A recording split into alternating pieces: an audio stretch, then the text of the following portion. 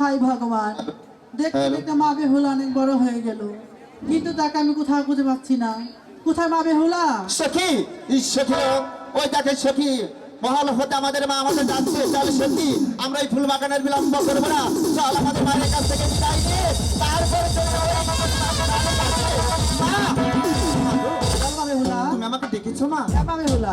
মাগো, কেন ডেকেছো মা?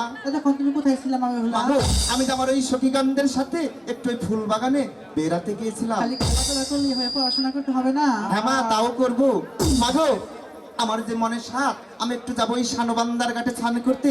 একটা হাসি মুখে বিদায় দাও না মা। মা বেহুলা, তোমাকে একটু লাল স্নান করে দেবো। না না মা, ওই তুলা জলে স্নান করলে যে আমার শরীর কালো হয়ে যাবে। তুমি আমাকে হাসি মুখে বিদায় দাও মা।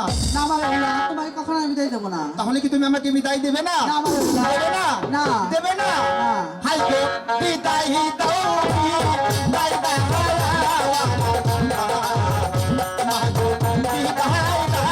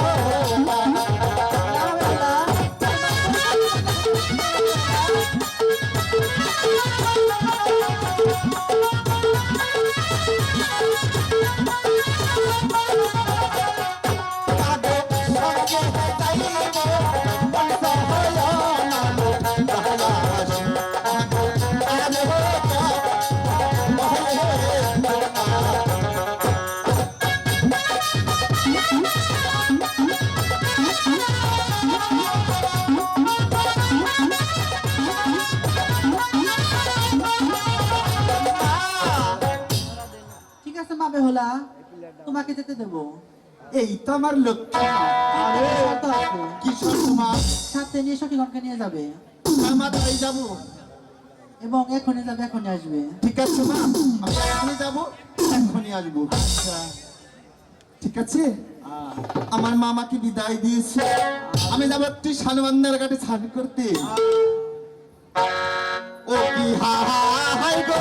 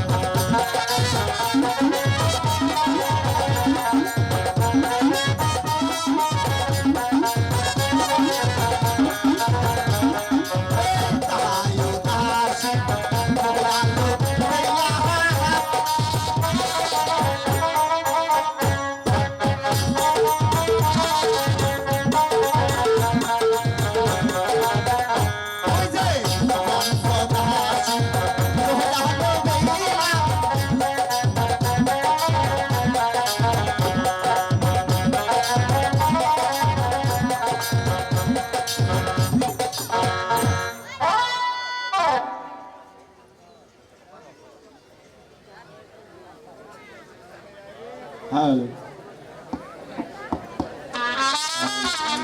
হ্যাল হ্যাল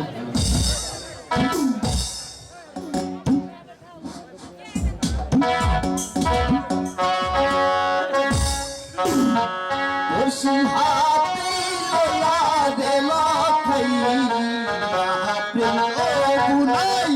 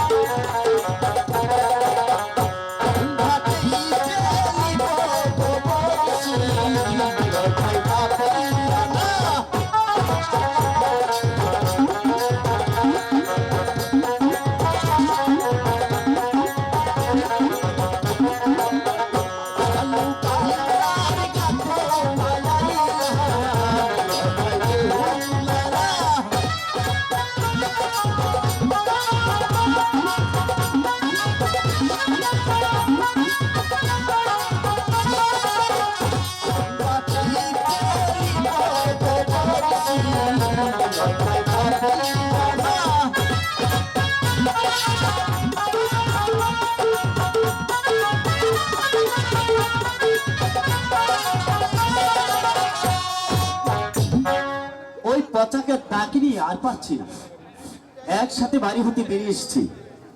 বড়শিটা তো আমার কাছে, আধারটা তো শালা পচার কাছে, ওকে তো আমি কোথাও দেখতেও পাচ্ছি না।